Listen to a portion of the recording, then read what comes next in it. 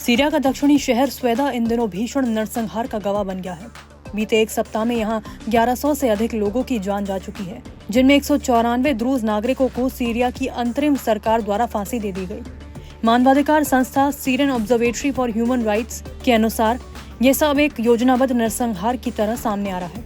एक रिपोर्ट के मुताबिक सीरिया के रक्षा और गृह मंत्रालय के अधिकारियों ने 194 द्रूज नागरिकों को सर में गोली मारकर मौत के घाट उतार दिया। इन मौतों का कोई कानूनी या न्यायिक आधार नहीं था। रिपोर्ट बताती है कि इन 1100 से ज्यादा मृतकों में 427 द्रूज लड़ाके, 298 आम नागरिक और 354 सरकारी सैन्यकर्मी शामिल हैं। इजरायली एयर स्ट्राइक में भी सीरियाई सेना के 15 जवान मारे गए, जबकि 21 सुन्नी बेदोइन लड़ाके भी हिंसा में मारे गए हैं। हिंसा की शुरुआत 13 जुलाई को एक द्रूज व्यापारी के अपहरण से हुई। देखते ही देखते ये मामला द्रूज और सुन्नी बेदोइन लड़ाकों के बीच सांप्रदायिक संघर्ष में बदल गया। दोनों पक्षों के बीच भीषण झड़पें हुई।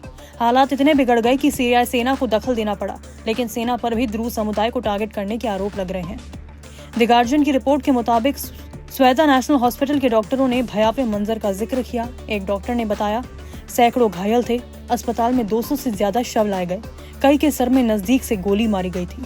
चलिए आपको बताते हैं कि द्रूज नागरिक कौन है। द्रूज एक धार्मिक अल्पसंख्यक समुदाय है। ये सीरिया, लेबनान और इजराइल में रहते हैं। इनकी जड़ें इस्लाम की शिया शाखा से जुड़ी हैं। ये एकेश्वरवाद और पुनर्जन्म में विश्वास करते हैं। इजराइल में द्रूज सेना में सेवा भी देते हैं। इजराइल अक्सर उनकी सुरक्षा के लिए कदम उठाता है। एक दूसरे डॉक्टर ने बताया कि अस्पताल के गलियारे शवों से अटे पड़े हैं। मुर्दा घर में जगह नहीं बची, इसलिए शवों को बाहर रखा जा रहा है। चिकित्सा आपूर्ति की भारी कमी है और डॉक्टरों के पास घायलों के इलाज के लिए साधन भी नहीं है। बता दें कि संयुक्त राष्ट्र की प्रवासन एजेंसी ने बताया कि इस संघर्ष के चलते अब तक 1,28,000 से ज्यादा लोग विस्थापित हो चुके हैं। कई परिवार सीमावर्ती इलाकों की ओर भाग रहे हैं, लेकिन हालात असुरक्षित बने हुए हैं। इजरायल ने भी इस संघर्ष में द्रूज अल्पसंख्यकों का समर्थन करते हुए सीरिया ठिकानों पर हमले किए।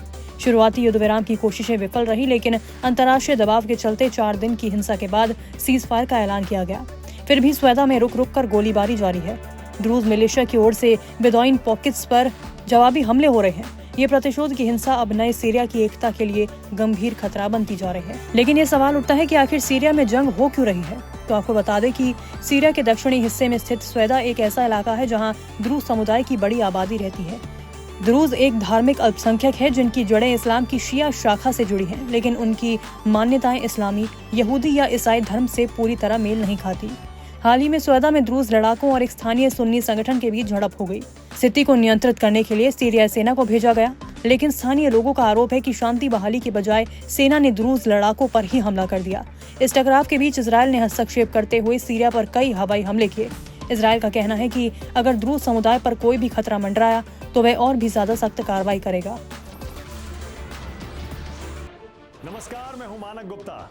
अगर आपको हमारा ये वीडियो पसंद आया हो तो इसे लाइक और शेयर जरूर करें, और हाँ, हमें सब्सक्राइब और फॉलो करना ना भूलें ताकि आप देश और दुनिया की कोई खबर मिस ना करें। तो जुड़े रहिए हमारे साथ और देखते रहिए न्यूज़ 24।